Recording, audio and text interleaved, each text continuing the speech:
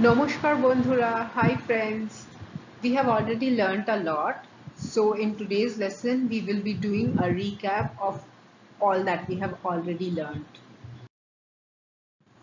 So quick recap about Bengali language. It has got its own script. It is spoken in India and Bangladesh. It has got several dialects which mainly have some differences in pronunciation and accent, but the grammatical rules remain the same. Some commonly used words are different, and we are learning the version which is more close to the Kolkata version of Bengali. Also, Bengali has two versions. The first one is Shadhu Bhasha, which is the written and more formal version of the language. It is found in the older written texts. And the other one is Sholit Bhasha, which is the colloquial form. 100% of the spoken language comes under this version. And some of the newly written texts also come under this version. I am pretty sure you already remember this by now that the Bengali sentence structure goes subject, object, verb. So subject is towards the start, verb is always at the end, and the middle of the sentence can be simple or complex depending on what is being said. And this order is followed unless it's a poem or a song where the order may be changed for artistic purposes. Sometimes it might be confusing because the subject may not be explicitly mentioned in the sentence, though you can always kind of guess it from the verb form. Also, the same sentence might mean a statement or a question depending on the inflection. If it is flat, like let's say "Tumi Robi," it's a statement, but if the voice goes up at the end, like "Tumi Robi," then it is a question. We learned quite a few Bengali pronouns, so let's have a recap on that. Ami, tumi, o, these are the base pronouns from which all the other forms are made.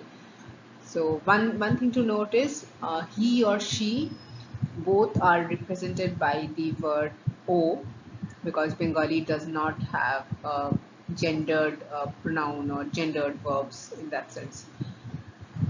So when you go from the singular to the plural, the ending changes to ra.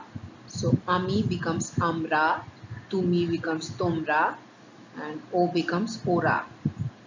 And while going from the subject to the possessive form, the ending changes to r. And if it is a uh, plural pronoun, then the ending changes to der.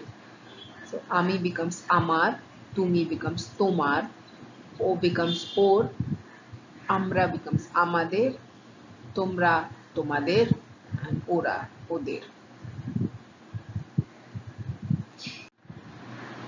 Like many other languages, Bengali also has casual, semi-formal, and formal versions of the pronouns for the second and the third persons.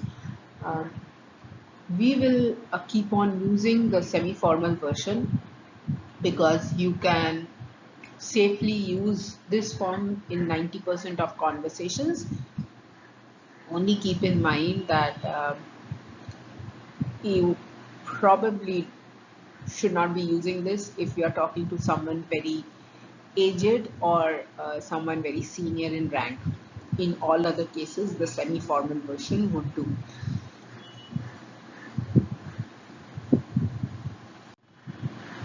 So we haven't looked at verbs in a huge way yet, but we have to do that because verbs are important in any language.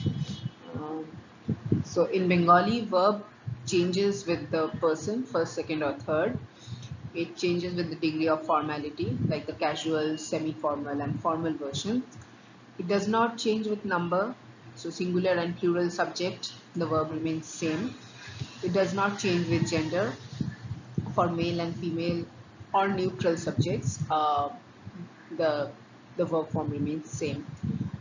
and nouns and pronouns also do not have any assigned genders unless it is obvious, like father, mother, brother, sister, girl, boy. One thing which makes lives easier in Bengali is there uh, for the English verb forms for to be, like am, is, are. You can just skip that verb and translate the rest of the sentence. There is a verb for to be, but it's not used in Bengali unless in very specific cases. And also it is different from the verb to exist, which is used in Bengali. We will learn that later. Um, so as we noted that there are casual, semi-formal and formal versions of the pronoun, and the verb form changes with the degree of formality. So we are continuing to use the semi-formal versions. So for the first person the verbs end in e, for the second person the verbs end in o, and for the third person the verbs end in a or I. Um, I have given all of the verb endings in this chart, but I would not suggest going for this right away. And you can note that for the first person there is no change. All the forms are same because you can address yourself only in one way. But for the second and third person, the differences exist in the pronouns as well as in the verb endings. Since Bengali belongs to the Indo-European language family, you can try to guess the words, especially if it's a noun. You can, and if you are an Indian and you have exposure to Hindi and Sanskrit, you can kind of guess the word. It's probably the same as in those languages, only pronounced in a different way. Also, Bengali has a lot of foreign loan words, so you can try saying those words and people might be able to guess what you are trying to say. These are some of the foreign words. You can see either they have been taken directly from English or they have been the pronunciation has been changed, like apel, daktar, and then there are words from other languages like anarosh, bajar, restora, baranda.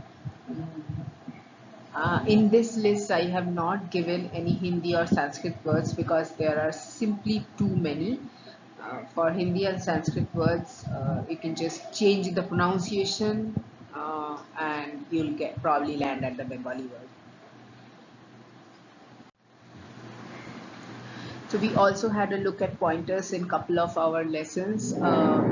So one thing to remember is for this, that, and that over there, all the words will start with a, o, and she, and this rule applies all over. The only exception is the plural for people, which includes tara.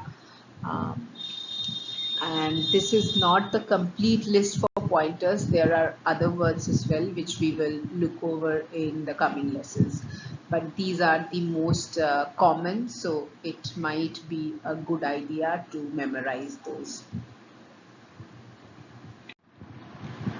Before we wrap up today, just wanted to let you know that the next lesson will be an exam, so you can revise your lesson notes and go through the grammar rules once more during this week. That's all for today. Take care everyone. সবাই ভালো থেকো, আবার দেখা হবে।